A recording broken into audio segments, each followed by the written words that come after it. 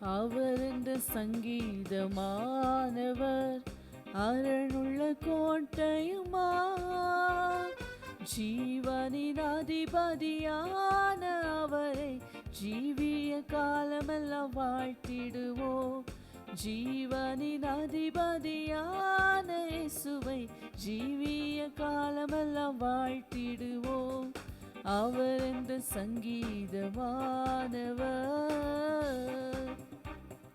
துதிகளை மாற்றியில் வாசம் செய்யும் தூதகணங்கள் போற்றும் தேவனவரே. துதிகளை மாற்றியில் வாசம் செய்யும் தூதகணங்கள் போற்றும் தேவனவரே. வேண்டிடும் பக்தர்களின் குறைகள் கேட்கும், வேண்டிடும் பக்தர்களின் குறைகள் கேட்கும் திக்கற்ற பிள்ளைகளின் தேவனவரே. திக்கற்ற பிள்ளைகளின் தேவனவரே. அவர் என்ற சங்கீதமானவர் அரணுள்ள கோட்டையுமா, ஜீவனின் அதிபதியான அவரை ஜீவிய காலமெல்லாம் வாழ்த்திடுவோம். ஜீவனின் அதிபதியான அவரை ஜீவிய காலமெல்லாம் வாழ்த்திடுவோம். அவர் என்ற சங்கீதமானவர். 2-3 பேர் இந்த நாமத்தினால் இருதயம் ஒருமித்தால் அவர் நடுவில். 2-3 பேர் இந்த நாமத்தினால் இருதயம் ஒருமித்தால் அவர் நடுவில். இருப்பேன் என்றவர் நமது தேவன், இருப்பேன் என்றவர் நமது தேவன். இரு கரம் தட்டி என்றும் துதித்திடுவோம், இரு கரம் தட்டி என்றும் துதித்திடுவோம். அவர் என்ற சங்கீதமானவர் அரணுள்ள கோட்டையுமா, ஜீவனின் அதிபதியான அவரை ஜீவிய காலமெல்லாம் வாழ்த்திடுவோம். ஜீவனின் அதிபதியான இயேசுவை ஜீவிய காலமெல்லாம் வாழ்த்திடுவோம். இயேசு என்ற சங்கீதமானவர். Praise the Lord. கர்த்தரும் இரட்சகருமாய் இருக்கிற இயேசு கிறிஸ்துவின் இனிதான நாமத்தினாலே இந்த ஜெப மாதத்தின் 17வது நாள் ஜெபத்தில் இணைந்திருக்கிற தேவ பிள்ளைகள் ஒவ்வொருவரையும் வாழ்த்துகிறேன். நேற்றைய தினத்திலே நாம் விசுவாசிகளிடையே, ஒரு சபையின் விசுவாச மக்களிடையே, சகோதரர்களிடையே அந்யோன்ய ஐக்கியம் மிகவும் அவசியம் என்பதை குறித்து பேசினேன். இன்றைக்கும் நான் பார்ப்பது என்னவென்றால், ஒரு சபையின் விசுவாசிகளிடையே, ஒரு சபையின் சகோதர சகோதரிகளிடையே ஒருவரை ஒருவர் விசாரித்தலும் ஒருவர் பேரில் ஒருவருக்கு கரிசனையும் அக்கறையும் இருப்பது மிகவும் அவசியம். ஒரு சபை வேகமாக வளர வேண்டுமென்றால், இல்லை என்றால் ஒரு ஆவிக்குரிய ஜீவியம் கட்டி எழுப்பப்பட வேண்டும் என்றால், ஒருவரை ஒருவர் விசாரிப்பதும் ஒருவர் பேரில் ஒருவர் கவலையாய் இருப்பதும் கரிசனையோடு இருப்பதும் மிகவும் அவசியம். அன்றைய காலத்திலேயே மிஷினரிகள் இந்த வழியில தான் நிறைய ஆத்துமாக்களை ஆதாயம் செய்தார்கள் என்று சொல்லி பார்க்கிறோம். இன்றைய நவீன உலகத்திலே பலவிதமான வசதிகள் இன்றைக்கு எல்லோருக்கும் உண்டு. ஆனால் கரிசனையும் அக்கறையும் அன்பும் நேரமும் தருவதற்கு தான் ஆட்கள் மிக குறைவு. இதை எதிர்பார்த்து தான் ஜனங்கள் இன்று அதிகமாக காணப்படுகிறார்கள் என்று சொல்லி நாம் பார்க்கலாம். பிரியமானவர்களே, இதை தான் ஒரு சபையும் சக சகோதரர்களிடம் சகோதரிகளிடம் கண்டிப்பாக செய்ய வேண்டும். பல சபைகளிலே இன்றைய நாட்களிலே நாம் பார்க்கும்போது அந்த ஒரு கரிசனை தவறுகிறதை நாம் பார்க்க முடியும்.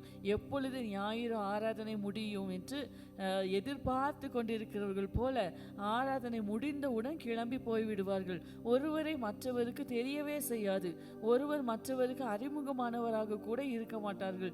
இப்படி பல சபைகளினுடைய நிலைமைகள் இன்றைய காலகட்டத்தில் மாறிக்கொண்டே வருகிறது. அப்படி அல்ல, அன்புக்கும் நற்கிரியைகளுக்கும் நாம் ஏவப்படும்படி ஒருவரை ஒருவர் விசாரித்து ஒருவரை ஒருவர் கவனித்து சபை கூடி வருதலை சிலர் விட்டு விடுகிறது போல நாமும் விட்டு விடாமல் ஒருவருக்கொருவர் புத்தி சொல்ல கடவும். நாளானது எவ்வளவு சமீபித்து வருகிறது நீங்கள் பார்க்கிறீர்களோ அவ்வளவு அதிகமாய் புத்தி சொல்ல வேண்டும் என்று சொல்லி வேதம் நம்மை எச்சரிக்கிறதை நாம் பார்க்க முடியும். பிரியமானவர்களே, ஒருவரை ஒருவர் விசாரித்தலும் ஒருவர் மீது ஒருவர் கரிசனையாய் இருப்பதும் எதிலெல்லாம் காட்டலாம் பாருங்கள். ப்ராக்டிக்கல் ஹெல்ப், அதாவது சரீர பிரகாரமான தேவைகள் ஏதாவது சகோதர சகோதரிகளுக்கு காணப்படுமாயின் நாம் அதை நிவர்த்தி செய்கிறவர்களாய் காணப்படலாம். அது மாத்திரமல்ல, நான் ஏற்கனவே சொன்னது போல இன்றைய காலகட்டத்திலே நிறைய பேருக்கு என்ன தேவை அப்படின்னு சொன்னால் ஒரு இமோஷனல் சப்போர்ட், அதை நாம் செலுத்தலாம் இல்லையா? அவர்களோடு நேரம் செலவழித்து அவர்களுடைய கவலைகளை கேட்டறிந்து அவர்களுக்கு ஆறுதல் சொல்லி புத்தி சொல்லி தேறுதல் சொல்லி அவர்களை கிறிஸ்துவுக்குள் நடத்தலாம் இல்லையா? அதே போல ஆவிக்குரிய ரீதியாகவும் பலரை கட்டி எழுப்புகிறதும் இந்த கரிசனையில் ஒரு பங்குதான். பாருங்கள், இப்படி நாம் செய்கிறது மூலமாய் நம்முடைய சபையில அன்பும் ஐக்கியமும் ஒரு மியூச்சுவல் கேர் இதெல்லாமே பெருகுகிறதை நம்ம பார்க்க முடியும். சபையில் ஏதேனும் ஒரு விசுவாசிக்கு ஏதேனும் நோய்வாய்ப்பட்டு இருப்பார்கள், பலவீனப்பட்டு காணப்படுவார்கள் என்று சொன்னால் பாஸ்டர் மட்டும்தான் போய் பார்க்கணும்னு அவசியம் இல்லை. விசுவாசிகள் ஒருவருக்கிடையே ஒருவர் விசாரிக்கலாம், ஒருவரை ஒருவர் விசாரிக்கலாம். யாரேனும் வியாதிப்பட்டு இருப்பார்கள், யாரேனும் மருத்துவமனைகளில் இருப்பார்கள் என்று சொன்னால் அவர்களை போய் நாம் என்ன செய்யணும்? விசாரிக்க வேண்டும். இதெல்லாம் வேதம் நமக்கு தெளிவாக கற்று தருகிறது இல்லையா? நான் வியாதியாக இருந்தேன், என்னை விசாரிக்க வந்தீர்கள், நான் காவலில் இருந்தேன், சிறையில் இருந்தேன், என்னை பார்க்க வந்தீர்கள், இப்படி எல்லாம் வேதம் நமக்கு சொல்கிறது இல்லையா? எனவே இப்படிப்பட்ட காரியங்களிலே பங்கெடுக்கிறது மிகவும் அவசியம். நம்ம சந்தோஷமான நிகழ்ச்சிகளில் பங்கெடுக்கிறோம், அதுவும் கட்டாயமாக நாம் செய்ய வேண்டும். அதே போல ஒரு விசுவாச குடும்பத்தினுடைய ஒரு துக்கமான நிகழ்விலும் நாம் அவர்களை ஆறுதல் படுத்துகிறவர்களாய், தேறுதல் படுத்துகிறவர்களாய், பலப்படுத்துகிறவர்களாய் காணப்பட வேண்டியது மிகவும் அவசியம். அதே போல நம்முடைய சக விசுவாசிகளில் யாரேனும் ஒருவர் ஏதாவது பயங்கரமான தேவையில் இருப்பார்கள் என்று சொல்லி நமக்கு தெரியுமானால், நன்மை செய்கிறதற்கு அந்த குழிய திராணி நமக்கு இருக்குமானால் அதை கண்டிப்பாக செய்யத்தக்கவர்களுக்கு நாம் செய்யாமல் இருக்கவே கூடாது இல்லையா? இதை தான் வேதம் நமக்கு சொல்லுகிறது. கலாத்தியர் 6வது அதிகாரம் 9-10 வசனங்களிலே வேதம் நமக்கு போதிக்கிறது, நன்மை செய்கிறதில் சோர்ந்து போகாமல் இருப்போமாக, நாம் தளர்ந்து போகாதிருந்தால் ஏற்ற காலத்தில் அறுப்போம். ஆகையால் நமக்கு கிடைக்கும் சமயத்திற்கு தக்கதாக யாவருக்கும், பாருங்கள் வேதம் அருமையாக சொல்கிறது, விசேஷமாக விசுவாச குடும்பத்தார்களுக்கும் நன்மை செய்ய கடவும். நம்ம ரோட்டில் ஒரு பிச்சைக்காரனை பார்த்தா கண்டிப்பாக பிச்சை போடுவோம் இல்லையா? அநேகருக்கு உதவி செய்வோம். ஆனால் நம்ம விசுவாச குடும்பத்தாருக்கு செய்கிறதுல நம்ம தவறி விடுவோம் பார்த்தீர்களா? அப்போ அப்படி இருக்கக்கூடாது. வேதம் அதை தான் நமக்கு சொல்கிறது, விசேஷமாக விசுவாச குடும்பத்தாருக்கும் நாம் நன்மை செய்ய கடவோம் என்பதாக. ஒருவருக்கு ஒருவர் நாம் ஜெபிக்கலாம். ஒருவருக்கு ஏதேனும் ஒரு விஷயத்தில் அவர்கள் குறைவுபட்டு இருக்கும்போது, அவர்களுக்கு ஒரு ஜெப உதவி தேவைப்படும் போது அவர்களுக்காக நம்ம ஜெபிக்கலாம். ஒருவரில் ஒருவர் அன்பு செலுத்தலாம் இல்லையா? ஒருவரை ஒருவர் என்கரேஜ் பண்ணலாம், உற்சாகப்படுத்தலாம். இதெல்லாமே ஒரு வகையான கரிசனை தான். வேற நமக்கு சொல்லுகிறது இல்லையா? ஆண்டவர் கூட சொன்ன சீஷர்களிடத்திலே, நான் உங்களில் அன்பாயிருக்கிறது போல நீங்களும் ஒருவர் மற்றொருவர் அன்பாயிருங்கள் என்பதாக. இதே போல தான் கலாத்தியர் 6ஆம் அதிகாரம் 2ஆம் வசனத்திலே அப்போஸ்தலனாகிய பவுல், ஒருவர் பாரத்தை ஒருவர் சுமந்து இப்படியாக கிறிஸ்துவினுடைய பிரமாணத்தை நிறைவேற்றுங்கள் என்கிறதாக சொல்லுகிறது நாம் பார்க்கிறோம். பிரியமானவர்களே, சபை என்கிறது ஒரு குடும்பம். சபை என்றால் ஏதோ இந்த கட்டடமோ அதெல்லாம் இல்லை, கட்டடம்லாம் இல்லை. சபை என்று சொன்னால் ஒரு சில விசுவாசிகளாக நாம் கூடி வருகிறோம் பார்த்தீர்களா? நம்முடைய இந்த ஐக்கியம்தான் சபை. அப்போ இந்த ஐக்கியத்திலே நாம் சகோதர சிநேகமுடையவர்களாய், நம்முடைய குடும்பத்திலே யாரேனும் ஒருவருக்கு ஒரு தேவை இருக்கும்போது, யாரேனும் ஒருவர் விழும்போது நாம் அவர்களை தூக்கி விடாமல் இருப்போமா? யாரேனும் ஒருவர் ஒரு துக்கமான நிகழ்வில் போகும்போது நாம் அவர்களை பற்றி அக்கறை அற்றவர்களாக இருப்போமா? அப்படி ஒருவேளை ஒரு குடும்பம் காணப்படுமானா அது ஒரு நல்ல குடும்பம் இல்லை, அப்படித்தானே? ஒரு குடும்பத்தில் எப்படி நாம் ஒருவர் மற்றவரை தாங்குகிறோமோ அதே போல ஒரு நல்ல சபையில், ஒரு நல்ல ஆவிக்குரிய முதிர்ச்சி அடைந்த ஒரு சபையில் ஒருவரை ஒருவர் கவனித்து, ஒருவருக்காக ஒருவர் ஜெபம் பண்ணி, ஒருவரை ஒருவர் விசாரித்து, ஒருவருக்காக ஒருவர் ஜெபம் பண்ண வேண்டியது மிகவும் அவசியம். நான் நேற்றைய தினத்தில் வாசித்த அந்த 1 கொரிந்தியர் 12ஆம் அதிகாரத்தினுடைய பிற்பகுதியை நான் வாசிக்க விரும்புகிறேன். 22ஆம் வசனத்திலிருந்து, சரீர அவயவங்களில் பலவீனம் உள்ளவைகளாய் காணப்படுகிறவைகளே மிகவும் வேண்டியவைகளாய் இருக்கிறது. மேலும் சரீர அவயவங்களில் கனவீனமாய் காணப்படுகிறவைகளுக்கே அதிக கனத்தை கொடுக்கிறோம். நம்மில் லட்சணம் இல்லாதவைகளே அதிக அலங்காரம் பெறும். அப்படியா பாருங்க, நம்ம ஹியூமன் பாடி எல்லாம் கற்றுக்குவாங்கல்ல மெடிக்கல் ஸ்டூடெண்ட்ஸ், அதை நீங்கள் பார்க்க வாய்ப்பு கிடைச்சா ஒரு முறை பிக்சர்லையாவது பாருங்கள், பார்க்கவே சகிக்காது. ஆனால் பாருங்க, நம்ம அப்படிப்பட்ட அவயவங்களை மறைத்து நம்முடைய வெளிப்பிரகாரமான நம்முடைய சரீரத்துக்கு அவ்வளோ அலங்காரம் பண்ணி வைக்கிறோம் இல்லையா? இதே போல தான் நம்முடைய சகோதரர்களில் யாரேனும் ஒருவர் குறைவுபட்டு இருப்பார்களானால் அவர்களுடைய குறைகளையே சுட்டி சுட்டி சுட்டி சுட்டி காட்டுவதை தவிர்த்து விட்டு அந்த குற்றங்களை நாமே மூடலாமே. இதெல்லாம் நம்ம செய்யலாம் இல்லையா? வேதம் நமக்கு எவ்வளவு அருமையாய் போதிக்கிறது பாருங்கள். நம்மில் லட்சணம் உள்ளவைகளுக்கு அலங்கரிப்பு வேண்டியதில்லை. சரீரத்திலே பிரிவினை உண்டாயிராமல் அவயவங்கள் ஒன்றை குறித்து ஒன்று கவலையாய் இருக்கும்படிக்கு தேவன் கனத்தில் குறை உள்ளதற்கு அதிக கனத்தை கொடுத்து இப்படி சரீரத்தை அமைத்திருக்கிறார். பாருங்கள், நம்முடைய ஹார்ட்டுக்கு ஒத்துக்காத சில உணவுப் பொருட்கள் உண்டு என்பது நமக்கு தெரியும் இல்லையா? நம்முடைய வயிற்றுக்கு ஒத்துக்காத சில உணவுப் பொருட்கள் உண்டு என்று தெரியும். ஆனால் நம்முடைய நாக்கு அதை ரொம்ப விரும்பி கேட்கும். ஆனாலும் நாம் என்ன செய்வோம்? அந்த உணவு பதார்த்தங்களை ஒதுக்கி விடுவோம். ஏன்? நம்முடைய சரீரத்தின் மேல நம்ம மிகவும் கரிசனை உள்ளவர்களாக இருக்கிறோம். என்னதான் நாக்கு அதை விரும்பினாலும் என் இருதயத்துக்கு அது ஏற்றதில்லை, என்னுடைய உள் உறுப்புகளுக்கு அது ஏற்றதில்லை என்று சொல்லி நான் ஒரு சரீரம், ஒரு அவயவம் இன்னொரு அவயவத்தின் மீது எவ்வளோ ஒரு கரிசனை உள்ளதாக இருக்கிறது இல்லையா? அதே போல தான் ஒரு சபையில் ஒருவருக்கு ஒருவர் விட்டு கொடுத்து, ஒருவருக்காக ஒருவர் என்ன செய்யலாம்? வாய்ப்புகளை விட்டு கொடுக்கலாம் இல்லையா? இதே போல் நம்ம ஒருவர் மேலே ஒருவர் கவலையோடும் கரிசனையோடும் இருக்க வேண்டும் என்று சொல்லி வேதம் நமக்கு போதிக்கிறது. அடுத்த வசனம் பாருங்க, ரொம்ப அருமையான வசனம். ஆதலால் ஒரு அவயவம் பாடுபட்டால் எல்லா அவயவங்களும் கூட பாடுபடும். ஒரு அவயவம் மகிமைப்பட்டால் எல்லா அவயவங்களும் கூட சந்தோஷப்படும். பாருங்கள், நாம் அநேக நேரத்தில் அழுகிறவர்களுடனே அழுகிறோம்.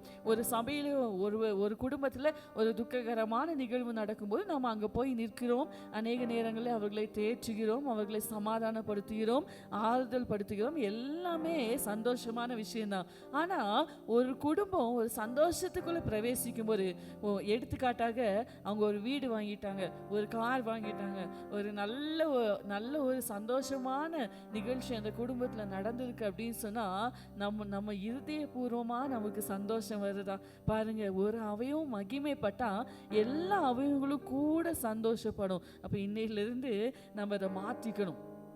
ஒரு குடும்பம் உயரும் போது நம்மளுக்குள்ள ஆட்டோமேட்டிக்காக சந்தோஷம் வரணும், பொறாமல் வரக்கூடாது. பார்த்தீங்களா, அவங்க முன்னேறிட்டாங்களே, நான் ஏன் இப்படி இருக்கேன், இப்படியெல்லாம் சிந்தனை வராமல் அதை குறித்து நாம் மனப்பூர்வமாக சந்தோஷப்படுகிறவர்களாய் நாம் காணப்படணும். நீங்களே கிறிஸ்துவின் சரீரமாயும் தனித்தனியே அவயவங்களாயும் இருக்கிறீர்கள் என்று சொல்லி கர்த்தருடைய வசனம் நமக்கு சொல்கிறது இல்லையா? அப்படியானால் கிறிஸ்துவின் சரீரமாகிய சபையில் இணைக்கப்பட்டிருக்கிற அவயவங்களாகிய நமக்குள்ள போட்டி பொறாமைகள் இருக்கக்கூடாது, சண்டை சச்சரவுகள் இருக்கக்கூடாது. ஒருவர் மேல ஒருவர் அக்கறை உள்ளவர்களாய், ஒருவர் மீது ஒருவர் கரிசனை உள்ளவர்களாய் நாம் காணப்பட வேண்டியது மிகவும் அவசியம். நம்முடைய சபைகளில் அப்படி ஒரு ஒற்றுமை, அப்படி ஒரு ஏக மனம், ஏக சிந்தை உண்டாக கர்த்தர் நமக்கு உதவி செய்வாராக. அப்போஸ்தலர் காலத்தில் விசுவாசிகள் இதை தான் பின்பற்றினார்கள். ஒருவனும் தன்னுடைய சொத்தை, தனக்குரியதை தன்னுடையது என்று சொல்லவில்லை. எல்லாவற்றையும் விற்று அப்போஸ்தலருடைய பாதத்தில் கொண்டு வந்து வைத்தார்கள். சகலமும் அவர்களுக்கு பொதுவாய் இருந்தது, சகலத்தையும் அவர்கள் பொதுவாய் வைத்து அனுபவித்தார்கள் என்று சொல்லி வேதம் நமக்கு சொல்கிறது. பார்த்தீர்களா? அந்த அப்போஸ்தலர் சபையில தான் அவங்க ஜெபம் பண்ணாலும் இடம் அசையும்.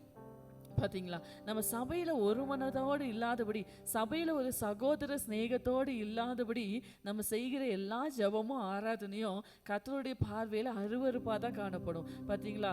அப்படியானால் தேவ பிரசன்னத்தை நம்முடைய சபைகளிலே வரவழைப்பது என்ன அப்படின்னு சொன்னால், நம்முடைய ஒரு மனம், நம்முடைய ஏக சிந்தை, நம்முடைய ஐக்கியம், நமக்குள்ள காணப்படுகிற சகோதர சிநேகம், இதை தான் கர்த்தர் ரொம்ப விரும்புகிறார். ஒரு நிமிடம் கண்களை மூடி நம்முடைய சபைகளுக்காக நம்ம ஜெபிக்கலாமா? எங்களை நேசிக்கிற எங்கள் அன்பின் தகப்பனே, ஆண்டவரே, இந்த நேரத்தில் எங்கள் சபைகளை உங்கள் கரத்தில் தருகிறோம். எத்தனையோ விதங்களில், எத்தனையோ பதவிகளுக்காக ஆண்டவரே போட்டியும் பொறாமைகளும், ஒருவர் மீது ஒருவர் காழ்ப்புணர்ச்சிகளோடு, கசப்புகளோடும், வைராக்கியங்களோடும் ஆண்டவரே எங்கள் சபையில் ஆண்டவரே ஒருவேளை காணப்படுவார்கள். ஆனால் இன்னைக்கே மனம் திரும்பணும் இயேசுவின் நாமத்தில். ஆண்டவரே, இந்த கடைசி நாட்களில் எங்கள் சபைகளுக்குள்ளாக ஒரு மனம் வரணும். எங்கள் சபைகளுக்குள்ளாக சகோதர சிநேகம் பெருகணும். ஆண்டவரே, எங்கள் சகோதரர்களுக்குள்ளாக அன்பு, ஒரு மாயமற்ற அன்பு, ஆண்டவரே உதவி செய்கிற ஒரு குணம், ஒருவரை ஒருவர் தாங்குகிற ஒரு தன்மை பெருக வேண்டுமாய் ஜெபிக்கிறோம். ஆண்டவரே, ஒருவேளை நாங்கள் ஏதாவது ஒரு விஷயத்தில் குறைவுபட்டிருப்போமானா இந்த நேரத்தில் நாங்கள் எங்களை ஒப்பு கொடுக்கிறோம் ஏசப்பா.